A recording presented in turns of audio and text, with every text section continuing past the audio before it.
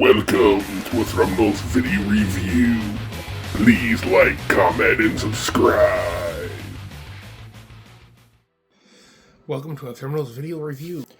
We're going to look at Transformers Age of the Primes Vortex for the Transformer Combiner Verticus. Little size comparisons. Here's a knockoff transforming soda that even tells you it's a robot. It's about a mini 8-ounce bottle and a mold that most of us have by now, Tarn. It's actually a relatively nice size comparison here. And he's not too shabby of a figure. I absolutely love him. Let's go over some articulation. There's a good wiggle waggle down and up. Very good expression. 360 because it is a ball joint. Does have arms that move out. Doesn't go any past that, so he gets a good straight arm out. He does have a good 360 bicep swivel. Yes, these engines do get in the way of the arm kibble. And he has about a 90 degree. Actually, it's 90 degree on the elbow. Now, this does catch an eyesore because it's a huge chunk that's sitting there, but it is necessary. He does have the high belly button to release the waist for combined mode. He has a waist swivel. He does have forward kicking leg, backward kicking leg.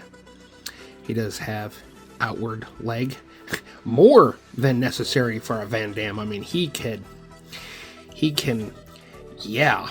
Anyways, and then you have a ridiculous amount of angle tilt. Not really much on the up and down. There's a little bit, which I appreciate. And he does have the toe for transformation and heel that does open and close for transformation, which is nice. Oh, and he also has a thigh swivel and a 90 degree bend at the knee. Now, for his accessories, he comes with his blaster, which is a pretty decent blaster. Where's his gun?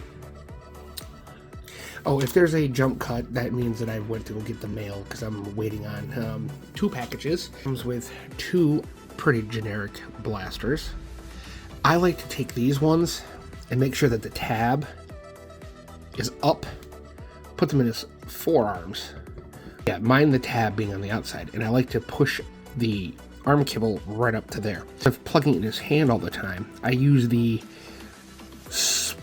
mushroom peg air hole thing as a spot to clip it to his leg. And then his propeller, I put on his back because it does split, but I keep it in the single. Well, you just pull back on there. Thank you very much. There we go. That is wonderful. And there you are. There is Vortex in his robot mode. And here's a comparison to the closest thing that I have to G1, which is the 2015 Ruination reissue Robots in Disguise black-white camo. And I'm calling it precious. So we're going to take the guns off. While we're here, we're just going to take and flatten out the arm piece and bring up these turbines, which can be used as shoulder cannons if you want. Put that one off to the side as well. I'm going to take off his gun. And now we're just going to fiddle with everything. So we're going to rotate his head. Then we're going to take... And you're going to take this part that's back here for the face shield, plug that in, then you can kick down the landing gear in the back of his head. Now this is where it gets kind of weird, because you have to rotate these all the way up, rotate the arms as much as you can this way, so they're kind of looking like that. Bring this up, and then what you're going to do is you're going to use this shoulder joint and this joint to straighten everything out. You can't really do that with the robot mode per se. Then when you're here, you're going to turn and turn, which is kind of funky.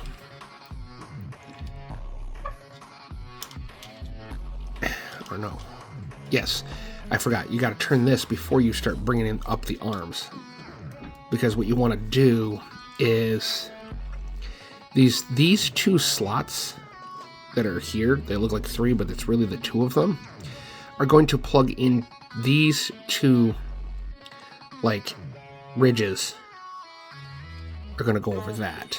So bring this up, turn it a little bit, and then turn the whole arm.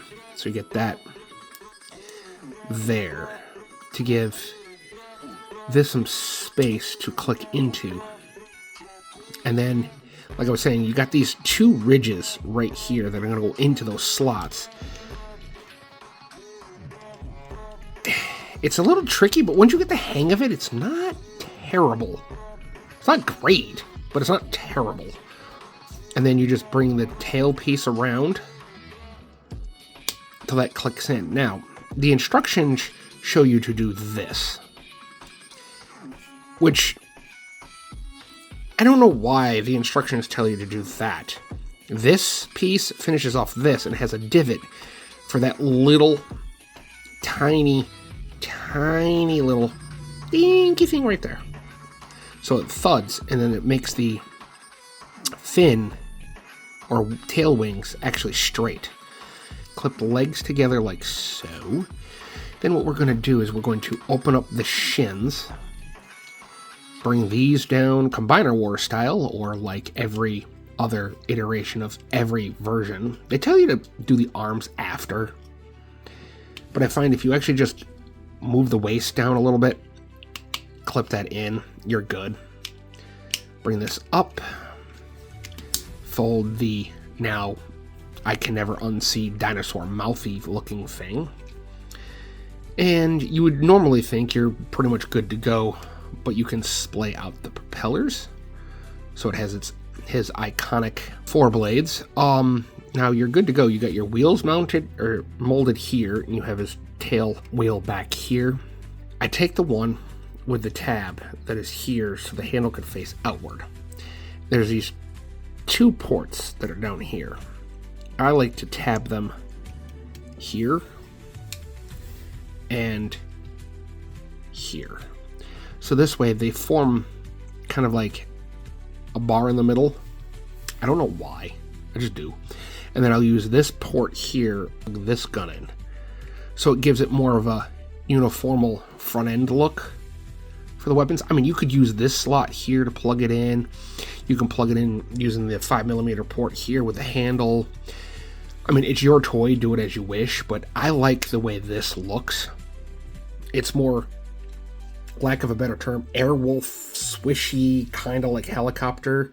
Speaking of which, we need an airwolf crossover. Really perfect.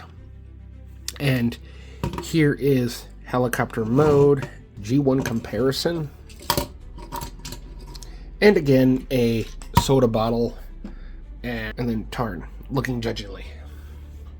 But that is my look at Transformers Age of the Primes Vortex. So that being said, love y'all, love your faces, and enjoy.